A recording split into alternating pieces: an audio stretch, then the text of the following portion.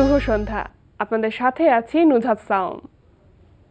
প্রিয় দর্শক শ্রোতা, শীতের এই সন্ধ্যায় সবাইকে স্বাগত জানাচ্ছি শুভ সন্ধ্যার আজকের আয়োজনে। শুভ সন্ধ্যায় আজ থাকছে চলতে থাকা প্রদর্শনী এনটিভি হাইলাইটস এবং নির্মাতা আবু রায়হান জুয়েলের সঙ্গে আলাপচারিতা। শুরুতেই চলতে থাকা প্রদর্শনী।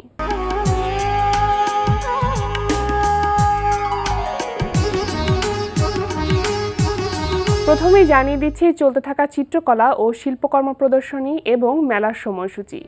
ধানমন্ডির বেঙ্গল গ্যালারি অফ ফাইন আর্টসে অনুষ্ঠিত হচ্ছে শিল্পী ঢালি আল মামুনের শিল্পকর্ম প্রদর্শনী টাইম, কোইন্সিডেন্স অ্যান্ড হিস্ট্রি। চিত্রকর্ম, ভাস্কর্য, স্থাপনা ও চিত্রকল্প সহ এতে 11টি শিল্পকর্ম স্থান পেয়েছে। প্রদর্শনী চলবে 19 মার্চ পর্যন্ত। গ্যালারি 21-এ প্রদর্শিত হচ্ছে শিল্পী শামীম সুবরানার চিত্রকলা প্রদর্শনী what I talk about when I talk about life. প্রদর্শনী দুপুর 12টা থেকে রাত 8টা, এই সময় চলবে 31 জানুয়ারি পর্যন্ত।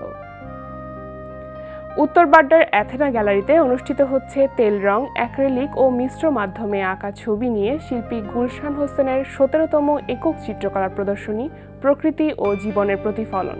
প্রদর্শনী চলবে 6 ফেব্রুয়ারি পর্যন্ত। রাজধানীর শেরেবাংলা নগরে অনুষ্ঠিত হচ্ছে মাসব্যাপী ঢাকা আন্তর্জাতিক বাণিজ্য মেলা 2016। বাণিজ্য মেলা প্রতিদিন সকাল 10টা থেকে রাত 10টা পর্যন্ত খোলা থাকছে। ঢাকা আন্তর্জাতিক বাণিজ্য মেলা চলবে 31 জানুয়ারি পর্যন্ত। দেখছিলেন চলতে থাকা চিত্রকলা ও শিল্পকর্ম প্রদর্শনী এবং মেলার সময়সূচি। এবার এনটিভি হাইলাইটস।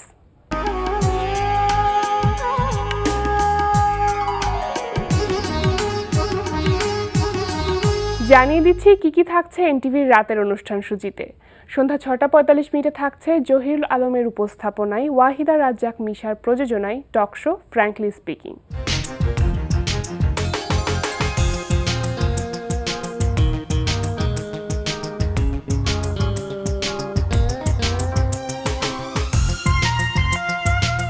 রাত 8:20 দেখবেন মেজবাউদ্দিন সুমনের রচনায় নজরুল ইসলাম রাজুর পরিচালনায় ধারাবাহিক নাটক লেক ড্রাইভ লেন।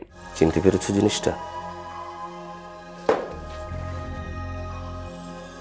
রানী দাঁড়াও। নুপুরটা তোমার। আমাদের বিয়ের ঠিক আগে আগে আমরা একদিন নদীর পাড়ে হাঁটছিলাম। তোমার অজান্তেই নুপুরটা তোমার পা থেকে খুলে পড়ে যায়। তখন আমি সেটা কুড়িয়ে নিই। রাত 9টায় প্রচার হবে ওয়াহিদা রাজ্জাক মিশার প্রযোজনায় অনুষ্ঠান স্যান্ডালিনা গ্ল্যামার ওয়ার্ল্ড।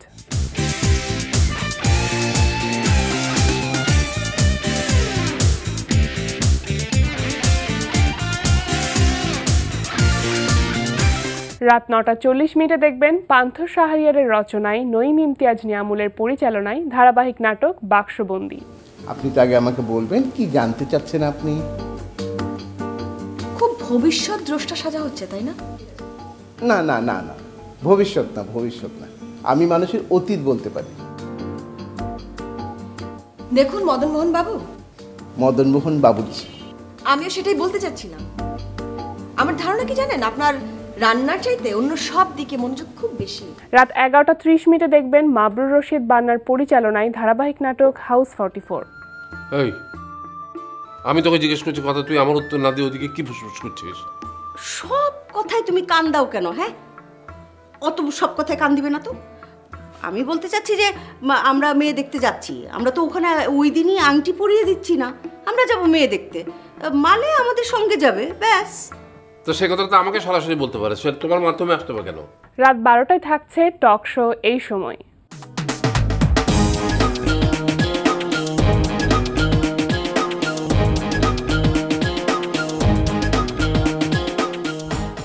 এই ছিল এনটিভির রাতের অনুষ্ঠানমালার হাইলাইটস। এরপর আসছি আলাপচারিতায়।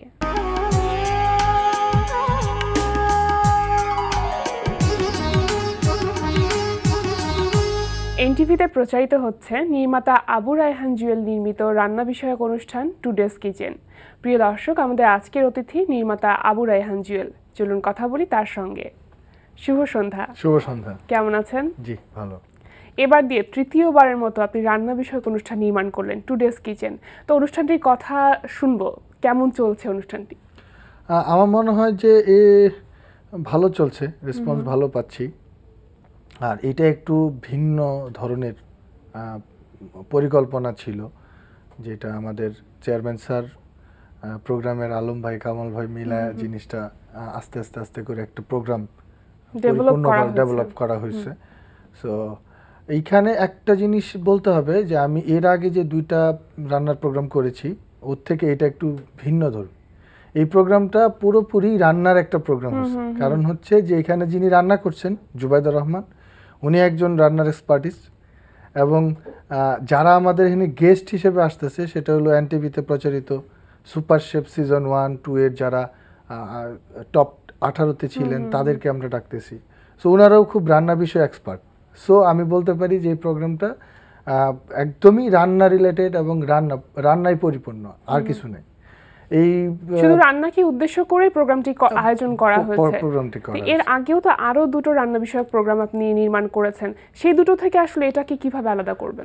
এইটাকে আলাদা করব এইভাবে যে আমি যখন প্রথম যেটা ছিল ফ্যামিলি ফিস্ট, সেটা সেলিব্রিটিদের বাসায় গিয়ে করতাম, এবং সেলিব্রিটিরা আসলে কমন রান্নাগুলাই ওনারা পারতেন, প্রেজেন্ট করতেন কমন রান্নাগুলাই। তবে সেলিব্রিটিদের বাসা দেখা, সেলিব্রিটিদের পরিবার দেখার একটা আগ্রহ ছিল। ফুড ক্যারাভানটা ছিল অন্যরকম।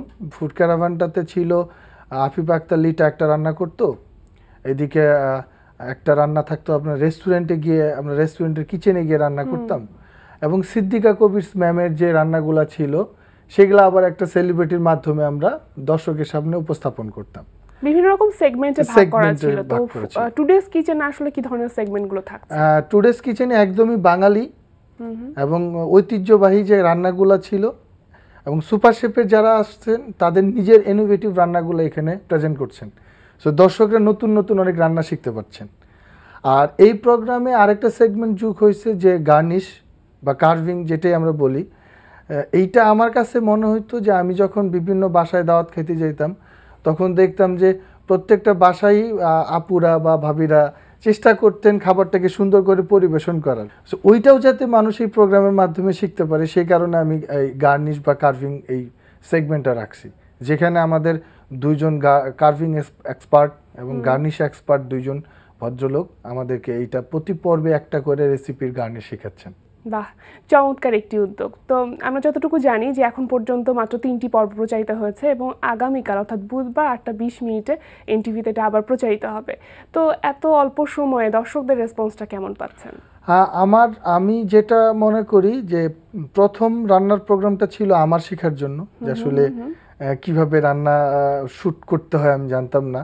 দ্বিতীয়টা ছিল আমার বুঝার জন্য, এবং ফাইনালি এটা আমার কাছ থেকে মনে হয়েছে যে খুব ভালো একটা জিনিস আমি দর্শকদের দিতে পারছি। এটার সেট, মিউজিক এবং শর্ট ডিভিশন থেকে শুরু করে সব কিছুই নতুন মাত্রা আমি যোগ করতে সক্ষম হয়েছি। সেই ক্ষেত্রে আমি মনে করি দর্শক রেসপন্সটাও ভালো। আমি ফেসবুকে বা যারা দেখছেন, যারা আমাকে চেনেন, সবাই বলতেছে যে এর আগের 2টার থেকে এটা মাচ বেটার।